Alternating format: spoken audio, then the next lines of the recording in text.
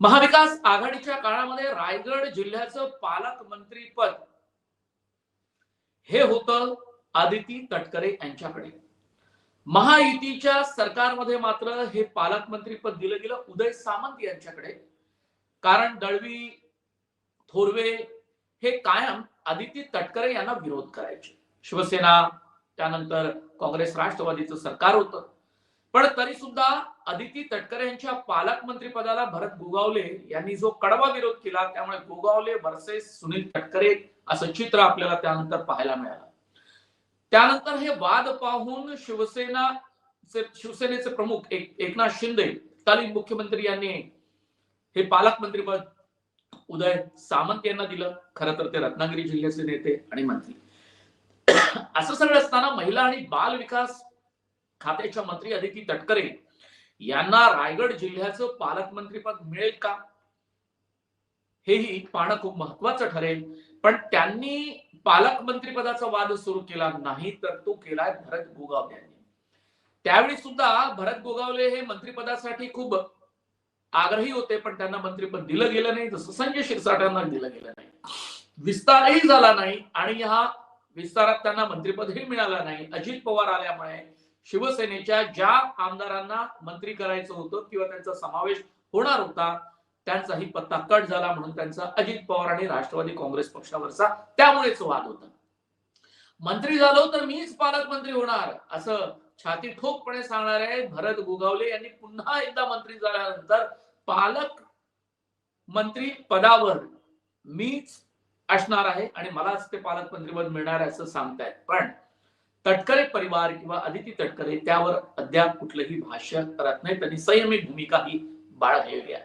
आताच्या घडीला संभाजीनगर मधले संजय शिरसाट आणि भरत गोगावले हे दोन रायगडचे हे दोन मंत्री शिवसेनेचे खूप पालकमंत्री पदाबद्दल महत्वाकांक्षा ठेवून आहे आणि म्हणूनच या पालकमंत्री पदाच्या वादासंदर्भात माध्यमांमध्ये बातम्या येऊ लागलेल्या आहेत आणि त्यावर चर्चा सुरू आहे आणि तसं हे खूप महत्वाचं मानलं जातं पालकमंत्री पद।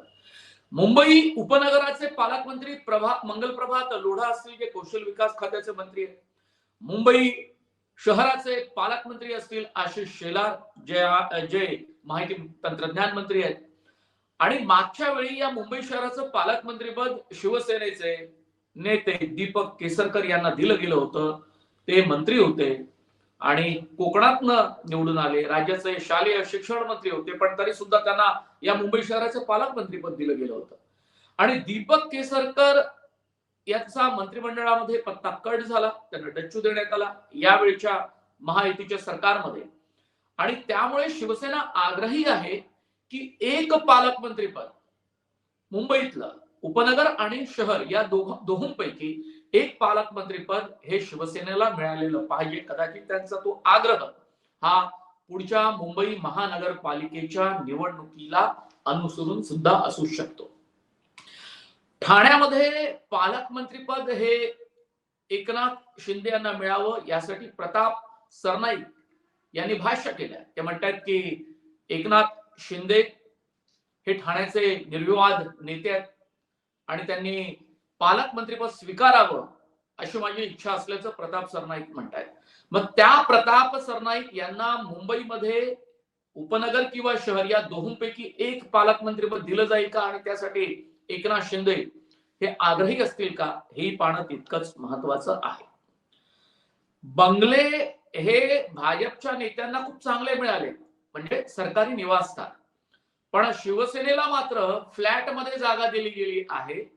हे सुरचित किंवा अशा काही नावांचे एक जे काही निवासस्थान आहेत मंत्रालयाच्या समोर किंवा वायबी चव्हाण सेंटरच्या आजूबाजूला, त्या भागामध्ये या मंत्र्यांना शासकीय निवासस्थान मिळत असतं।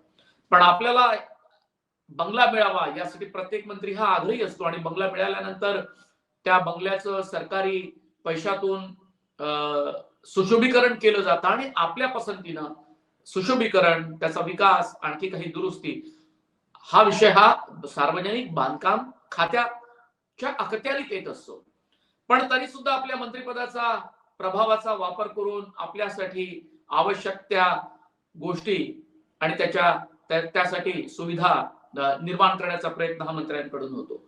त्यामुळे भाजपच्या मंत्र्यांना चांगले बंगले मिळाले आणि आम्हा शिवसेनेच्या मंत्र्यांना मात्र बंगल्याचं वाटप हे बंगल्याचं वाटप न करता त्यांना फ्लॅट मध्ये, पण तेही फ्लॅट काही मोठे असतात, सर्व सुविधा त्या फ्लॅट मध्ये असते, हे मी सुद्धा पाहिलेलं आहे. त्यामुळे ते काही अगदीच वाईट नसतात. पण या फ्लॅट आणि बंगल्यावरून सुद्धा भाजप आणि शिवसेनेच्या मंत्र्यांमध्ये वाद निर्माण झालाय. कारण 5 वर्ष हे सरकार राहणार, त्यामुळे रुबाबदार एक असा चांगला बंगला त्यांना मिळावा आणि समुद्रकाठी जे बंगले असतात मलबार हिल मध्ये, ते बंगले आपल्याला मिळावे यासाठी अनेक मंत्र्यांनी यापूर्वी किती प्रयत्न केल्याचे आपण पाहिलेलं आहे. त्यामुळे हा एक वाद निर्माण झालेला आहेच आणि त्या संदर्भात शिवसेनेच्या मंत्र्यांनी, आमदारांनी, म्हणजे नेत्यांनी भाष्य सुद्धा केलेलं आहे. त्यामुळे तो एक वाद चर्चेला आलेला आहे. आणि शिवाय पालकमंत्र्यांच्या संदर्भामधले वाद आपल्याला पाहायला मिळत आहेत, कारण त्यासाठी या मंत्र्यांनी थेट या पालकमंत्री पदावर आग्रह धरला, त्यांनी दावा ठोकलेला आहे. आणि त्यामुळे त्यासाठी सुद्धा हे मंत्री किती आग्रही आहे आणि किती टोकाला जाऊ शकतात हे सुद्धा आपल्याला पाहायला मिळतंय आणि यापुढे सुद्धा पाहायला मिळणार आहे. आणि हे वाद वाढले तर निश्चितपणे देवेंद्र फडणवीस, एकनाथ शिंदे, अजित पवार यांची सुद्धा डोकेदुखी ही वाढणार आहे. भलेही नाशिकसाठी देवेंद्र फडणवीस हे खूप आग्रही असतील, कारण 2 वर्षात सिंहस्थ मेळावा तिथे आयोजित केला जाणार आहे आणि त्यामुळे या जिल्ह्याचं पालकमंत्रीपद आपल्याकडे राहावं असा आग्रह त्यांचाही असेल, असं नियोजन तेही करतील. कारण त्यांच्या पक्षासाठी सुद्धा, ते पक्षाचे सर्वोच्च इथले नेते असल्यामुळे त्यांना सुद्धा आपल्या पक्षाची काळजी घ्यावी लागणार आहे, मंत्र्याचं म्हणणं ऐकून घ्यावं लागणार आहे आणि आपल्या पक्षाचं संघटन किती मजबूत होईल आणि त्यासाठी हे पालकमंत्रीपद किती उपयोगी पडू शकेल याचाही विचार करावा लागणार आहे. म्हणून हे तीनही नेते काही जिल्ह्यांमध्ये अतिशय आग्रही पालकमंत्री पदासाठी राहणार आहे आणि याशिवाय या तीनही पक्षांचे तिथले मंत्री सुद्धा आपला दावा अजिबात सोडणार नाही. त्यामुळे हा एक मोठा वाद निर्माण होऊ शकतो आणि तो वाद सोडवण्यासाठी या नेत्यांना अनेक वेळा बैठकी कराव्या लागू शकतात, जशा बैठका यापूर्वी वाद निर्माण झाल्यानंतर त्यांना कराव्या लागलेल्या आहेत.